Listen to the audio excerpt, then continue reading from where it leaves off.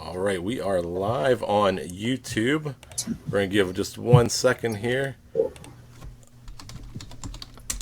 We're sitting down today with Derek and Nikki of Lyme Warrior DG. They're going to tell us a little bit about what they've been working on, and we're going to go from there, but we're not going to give away too much yet. We're going to just getting set up, while people trickle in here. Good. I'll Facebook Live you the link.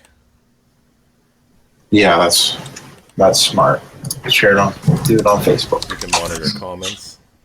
Yes.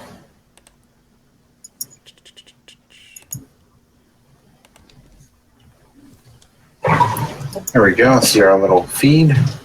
You find it already? Yes, on YouTube. All right. There we go. See our little feed. You find it already? Yes, on YouTube. All right. Hey, everybody. Welcome to another episode of Disc Golf Examiner. I'm here with Brian and Al, and we're joined with two very special guests tonight. We have Derek and Nikki of Lyme Warrior DG. As you know, first we want to welcome you to the show. We've tried for about a week, but I think I was sick. I had an accident with my daughter, and then you had some sickness. So finally, we're glad to have you. Welcome to the show tonight. Thank you for having us, guys. Yeah, thank you. Yeah, it's our absolute pleasure, guys. We've been wanting to talk to you for a little bit now. And so what you're doing with Lyme Warrior is that you're spreading awareness for Lyme disease through disc golf. And really, the way we like to do our interviews, the way we like to talk to people is figure out how you got into disc golf, and then we go from there. So if you guys could, let us know. How did you get into disc golf? All right, I'll let you go first since you've been playing longer. So probably back in 2010, a couple of buddies just, hey, you got to come try this. You got to come try this. I kept putting it off for months and months. Finally went out and fell in love instantly. I mean, it was to the point I was playing 2 rounds before I went to work at noon, and then 3-4 rounds every day on the weekends. And it really grew from there. It grabbed me, and I needed to become more involved than just playing. And I ended up running a lot of leagues, doing tournaments, a lot of coursework. It basically became my life very quickly. And Awesome. Then at some point I ended up purchasing a basket and putting it in the yard. And I just, you see the stories on Facebook all the time. Like, how do I get my wife to play and be interested? And I just left a stack of putters at the house, said, hey, they're yours. If you want to use them, go ahead. She refused. I don't want anything to do with it. And then one day I caught her putting in the backyard when I got home from work. Mm-hmm. Yeah. And that was the start of it. Well, I thought it was his thing. I wanted to let him have his thing that he went with his friends and did. But once I did start just putting, I found out how much fun it was. And then he left, I don't know what it was, like a DX Leopard after that. Just as a little bit of bait. Right. I mean, literally, I could throw it like... Just follow the breadcrumbs. And at first, I could only throw it like 40 feet, And it was just... But I would get better and better, and it was more exciting every time that I found a way that I could throw better and get it to go farther. And that was in 2012, and I remember that because it was the year of the first Women's Global event.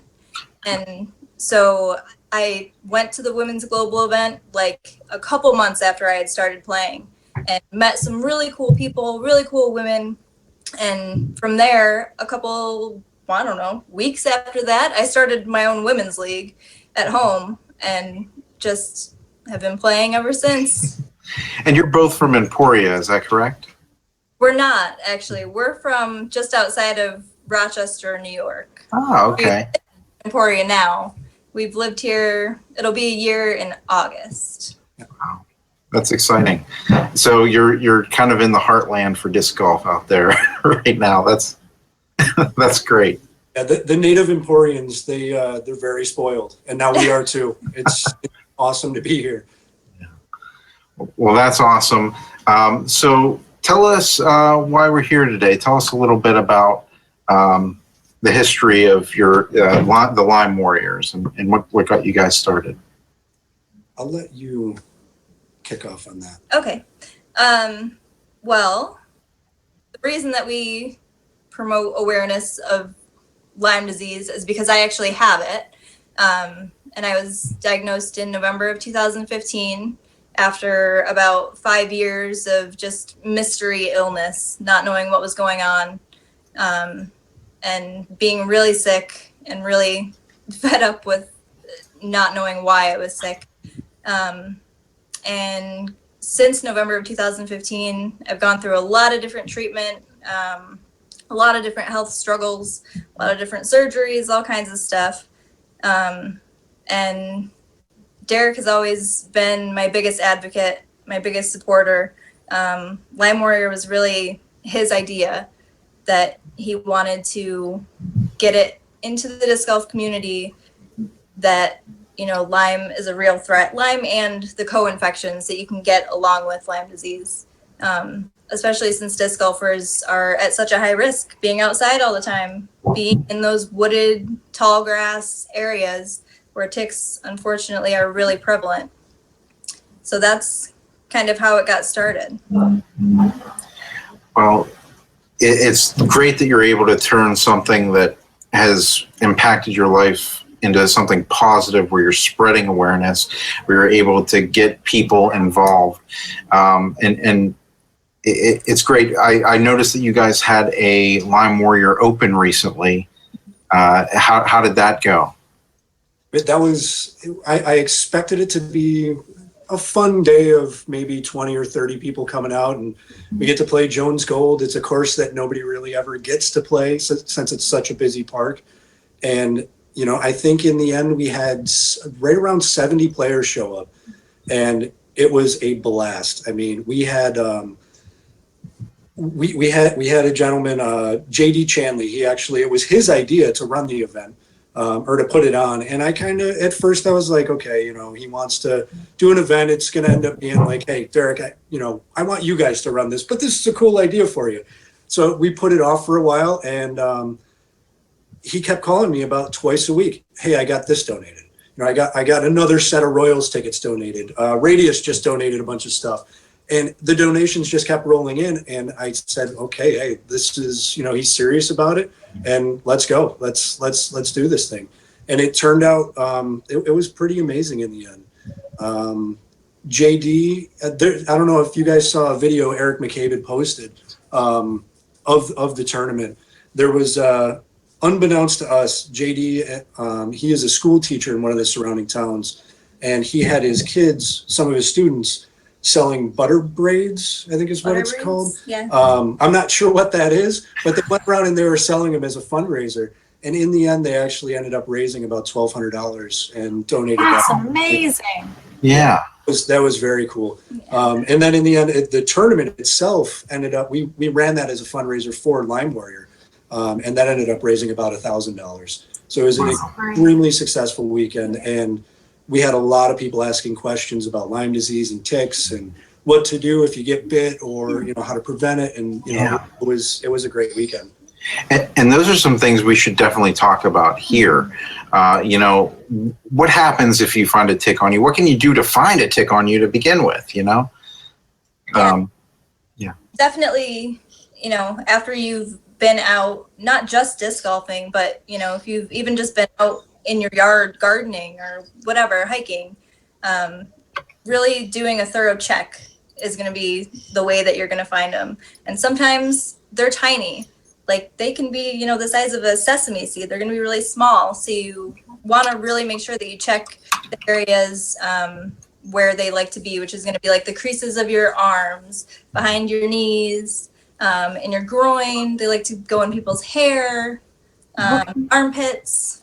You know, all the spots that are hard to see. Right. Yeah. Right. Yeah. So it's important to be thorough with that and check all those areas. Derek, does it take you long to look through your beard?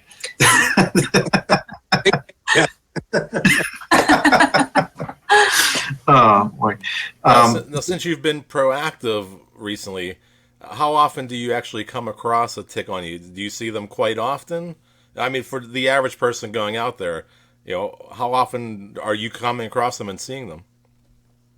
I have not ever found a tick on myself. I didn't even find a tick on myself that transmitted the Lyme disease to me.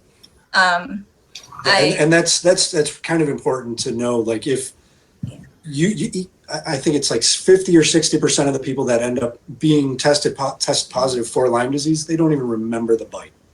So it's if you have a tick, it's good to keep an eye out, but it's more so for Lyme disease, watching the symptoms, and you can have a clinical diagnosis. Right. Some of the symptoms you want to look for that bullseye ring, or sometimes you may or may not even see that, but what are some things you should look out for early stages of a tick bite? Yeah, you mentioned the bullseye rash, and that does happen, but not always, not even close to always. And that's a definite sign that you need to get to a doctor and get on a course of antibiotics. Really, 28 days is the gold standard for how long you want to be on antibiotics for an initial tick bite. But like I said, that rash doesn't always occur. So also being on the lookout for being fatigued, feeling like you have flu-like symptoms, headaches, joint pain, muscle pain. Even sometimes you'll have like memory loss occur really soon after having a bite. So those are going to be some of the top symptoms that you want to look out for. And the rash, I mean, it's so not only a bullseye rash you want to look out for, but a rash of any sort, anywhere on your body. It doesn't necessarily have to be where you found the tick. It could, you could get bit behind the knee and it'll show up on your face. Yeah. I mean, it can show up anywhere. I mean, it's kind of a tough thing it's a tough disease to diagnose because the symptoms can vary so much. I mean, you can just waking up and just feeling tired for the day, that could be Lyme disease. How do they test for it? Well, poorly. Unfortunately, the test right now that they use is most often a 2-tiered test. So it starts out with one test they do, and if that one is positive, then they'll do the second tier. The first is the ELISA, and the second tier is the Western blot. Unfortunately, they have really poor statistic results of being accurate. Yeah, they show false negatives quite often. Yeah. It's in like the 60 to 70% range. They never show false positives, but false negatives are extremely common with them. So most of the time, to be diagnosed, you have to go to a Lyme literate doctor, and they'll give you a clinical diagnosis. Wow. Well, I do know people that are affected by it, and I think if you're listening, you probably know somebody that is affected by Lyme disease. So just preventative care is incredibly important with this subject. Along those same lines, I noticed online you guys were selling Warpaint. I had to grab a couple bottles myself of the Warpaint. What is in the Warpaint that repels these mosquitoes and ticks that carry the Lyme? It's really the essential oils that are in the mixture. Lemon eucalyptus is a big one. There have been a lot of clinical studies that show that lemon eucalyptus repels ticks and mosquitoes the same as, if not better than, DEET. The lemongrass essential oil that's in there is also really good at repelling ticks and mosquitoes. The peppermint oil, the eucalyptus. What else am I thinking? I think those are the main ones. There's also clove Right. and oil. Those are the big ones that are really good at repelling ticks and mosquitoes. Right, and I should mention that this Warpaint is, you spray it on you, and it can repel those insects. I used it I've been using it for the past week. I've been out 3 times playing disc golf, and some of those days were rather warm with a lot of bugs, and it repelled them very nicely. I didn't have any problems with it. So, and it smells great. I really like the peppermint aspect. Yeah, Brian brought into the office and spraying it around the office. Hey, smell this, and we're like, it does smell really good. And you brought up something that I like to compare it to is you were mentioning some of the ingredients in yours, but you also mentioned there's over-the-counter things at the grocery store, and you mentioned DEET, and so I mean, what are some of the benefits of choosing this route, choosing Lyme Warrior over some of the offs and the sprays and the cans and things like that? Really, well, first of all, the safety to animals is the thing that jumps into my head, is that a lot of those sprays are really harmful to your pets. This you can use on your dogs. I wouldn't use it on cats because essential oils really don't go well with cats, but dogs, yes. DEET also just has been shown to be not good for your health. It's not, especially if you end up inhaling it or, get it in your mouth or, any of your mucous membranes. Can be pretty caustic and not good. And essential oils and these kind of more natural things are just as effective and a lot safer. And they smell a lot better. Yeah, we actually, as we're chatting here, some of the people commenting on YouTube, we have Timbo Slice Disc Golf who said he found 2 micro ticks on him this week. Like right now is like a really bad time for ticks. Yeah, this is the time of year when they start coming out, and they come out with a vengeance. So if you find a tick on you, I guess this is kind of a good time to explain this part. If you find a tick on you, there is a popular video going around where it shows using peppermint essential oil to remove the tick. Do not use that. You do not want to do that. When you use an oil or like a petroleum jelly, alcohol, or a match, I mean, that's kind of the old school way of removing ticks. When you do that, the tick regurgitates its stomach contents into your bloodstream. That is where the bacteria is kept. So if you do that, that's basically a easy one-step way of contracting Lyme disease. If you find a tick on you, you want to use some fine tweezers or a tick key. That's another great item. Use that. You grab it as close to the head parts. I mean, because they don't really have a head; they're parts. Yeah, exactly. Grab it as close to the head parts as you can and pull straight out in not fast, but don't jerk. You want to be nice, slow and steady pressure. Right. And it should come right out, and then use some antiseptic and clean the area.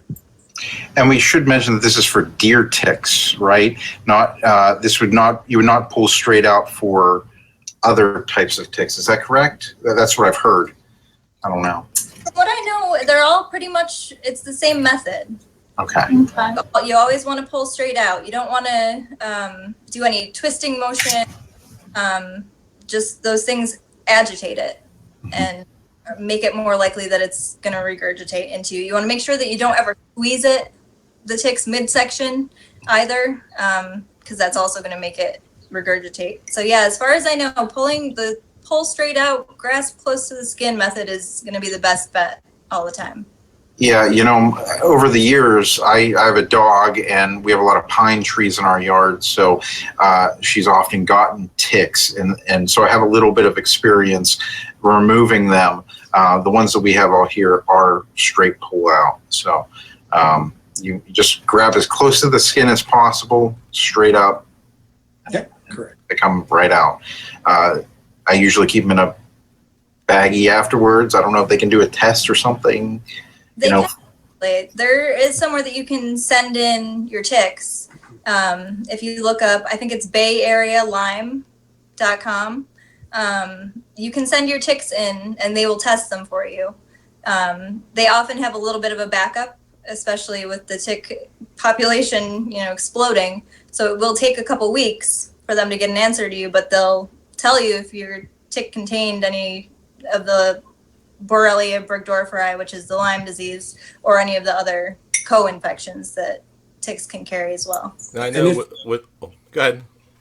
Sorry, if you're not willing to send the tick all the way out to the Bay Area, a lot of times you can contact your local wildlife department, and they will also test it in some places.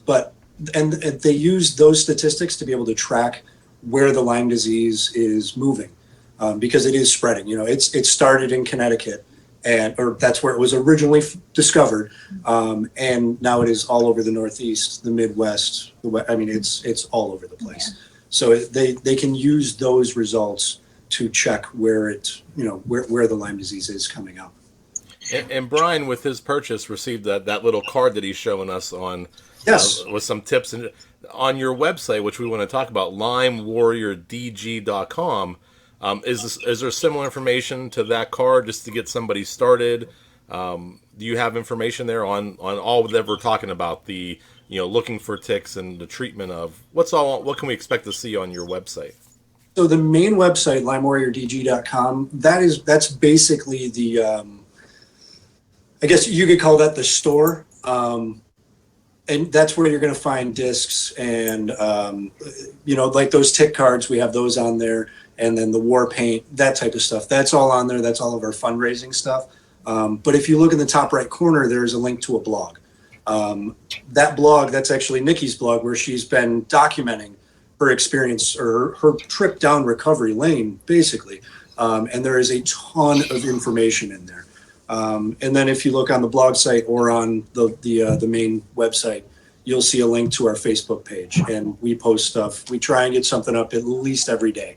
And if you scroll through the page, you'll find anything and everything we've talked about so far. I think reading the blog is probably the most profound thing to understand how serious that disease is. Reading your blog, Nikki. Thank you so much for doing that.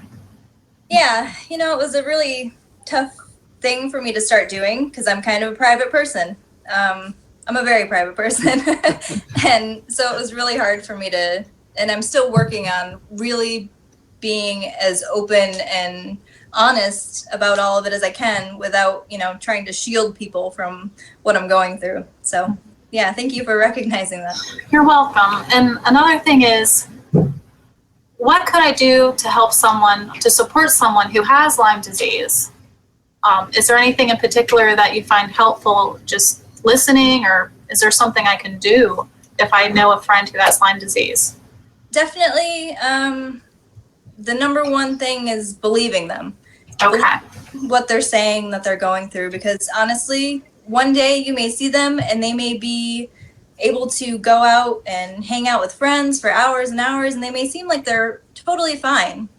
And then the next day you might have plans and they'll say, I'm sorry, I can't. I am bedridden. I can't get up today. And it sounds crazy. And it's people and friends get fed up with, you're always breaking plans and how can you be okay a minute and then you can't move the next. And unfortunately, that's the reality of how it can affect you. So believing them and just, like you said, listening and just offering support in that way is really important. Okay. That's great.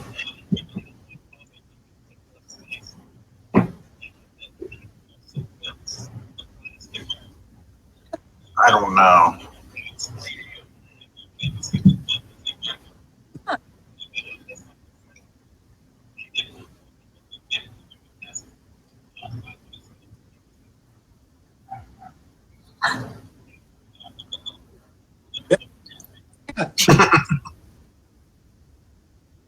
Right? Yeah, no, I'm interested to see those results. How can you choose a disc to do that to? Yeah. So as we're talking about discs, Lyme Warrior Disc Golf, you guys also have very creative design discs that you can purchase on your website. Do you have some examples there to show us? Yeah, so with Lyme Warrior, we have a new artist that we feature one of their designs every month. I wasn't sure how many months we'd really be able to hold that model, but I mean, the artists have been coming out of the woodwork and it's been amazing. So this was the very first one we put up. And this is from Kevin Schaefer of Dynamic Discs, and he did a phenomenal job. And then we went through and we just kept going. Wow. Oh man, that one. Oh, this one. Yeah. Wow. It's unbelievable. That was a good friend of ours from back home, Ryan Rock. He created that one, and he's unbelievable artist. If you need something done, please reach out to him on Facebook. He'd be more than willing to help you out. And then we went here, and then Crispin Carrasco of Hand-Eye Supply, he helped us out with this one. Wow. And last month for the GBO, we had Rock again, and he just kind of made a new spin on his. Nice. And then for a Disc Golf Examiner exclusive, here's the one coming out soon. Oh, man, look at that. This is from Jason Bastone out of Ontario, Canada. He normally doesn't do too much Dymax work. This might be his first, actually, but I think he knocked it out of the park. Yeah, that's amazing. Wow. Actually, we have some comments right now. Brian, if we could go back, unfortunately, I was muted on the YouTube feed, no. but we did have a comment come in from Timbo Slice. I want to get back to it. He mentioned that DEET can eat away the plastic on your disc. So I thought maybe I can't confirm if that's true or not, but maybe we should do a test where we'll spray DEET and we'll spray the Warrior paint from Lyme Warrior side by side on a disc, and we'll see which one you'd rather have on your skin. Yeah, that would be amazing. Test this. Do we actually have Cody Wingett on YouTube right now, who's really liking the stamps that you guys have there. Zach Schweitzer says that he just ordered 2 bottles of Warpaint. Thank you, Zach. And let's see.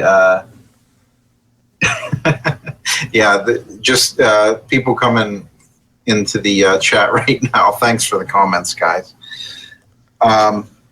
So those were really cool designs. Really loved them. Jeff, was there something you wanted to say?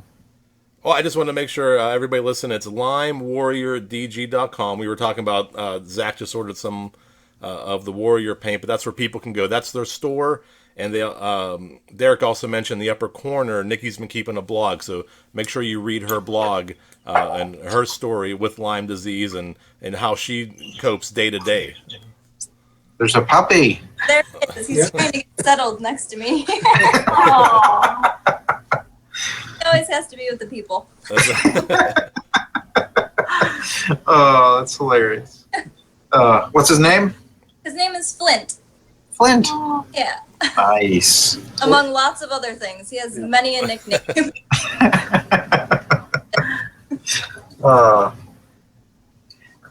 Zach Schweitzer says, nice meeting you at GBO. I don't know which one of you he met, but it was nice meeting you at GBO, says Zach Schweitzer. The stash, if you the guy with the stash, they were calling him. I met a lot of people. There's only one guy with a mustache, though. And I think he made it on the cover of the Emporia Gazette, or he was on, Yes. in the news, just because of his mustache. So He's a pretty good player too. Let's be honest. So how can people reach out to you if they want to share their story? They want to share, they've used their product and it helped them while they were out there. We already mentioned LymeWarriorDG.com, but are you active on social media? Yes, very much so. So if we would love to hear from you, first of all, if you have Lyme disease or know of somebody and you want to tell your story, we want to hear it. On Facebook, you can find us at Lyme Warrior DG. And that's going to be the easiest way to get a hold of us. And if you just have a question about Lyme disease, or you got bit by a tick and you want to know what to do next or what to look out for, please reach out to us. We are available all day, all night, more than happy to answer any and all of your questions. Okay. Excellent. Well, that's fantastic. Anything else you want to say? I think we covered a lot of information today. I Yeah. learned a lot. Thank you guys so much for sharing your story with us. And, we really hope you do well. This is what we think is a very righteous cause here, especially since it affects so many people here in the disc golf community. So thank you guys so much for sharing your stories with us. No, and thank you for having us on. And I do want to make mention those tick cards that I sent to you. Yes. If there are any tournament directors out there that are throwing an event and they want to hand those out to their players, reach out to us on Facebook and I will send them to you free of charge. Oh, wow. Yeah. Our biggest goal is to get awareness out there, and I really want to try and get those into the hands of as many golfers as we can. Oh, that would be awesome and very much appreciated. Well, guys, thank you so much for joining us this week for Disc Golf Examiner. Anything else we want to talk about? Any final plugs? Any upcoming events that you'll be a part of? Actually, I think the only event really that we have any association with is happening this weekend back in Rochester. The Great Chi-Li Cookout. Troy Whidden is on Team Dynamic Discs, and he's been a good friend and a great supporter. I think the entire players pack is actually Lyme related. Oh, wow. Yeah, it's pretty cool to see, and it's awesome to see people really spreading that awareness as far as they can. Great. Derek and Nikki, thank you so much for joining us of Lyme Warrior DG. That's LymeWarriorDG.com. You can pick up the Warrior Paint. A lot of information there from Nikki's blog regarding just everything that she's encountered personally with Lyme disease. And you can also reach them on Facebook, Lyme Warrior DG on Facebook. Check them out. We thank you so much for your time tonight. We're glad it worked out. I am well aware of what to look for now and just to keep that little bit of extra alert when I'm out there. And I'm probably I've already sampled some of the Warpaint from Brian, so I'll be ordering my pack soon too. Very good. Thank you guys. Yeah, adding war paint and tweezers to the disc golf bag, that's for sure. All right. Thanks so much for joining us, guys. Keep banging those chains.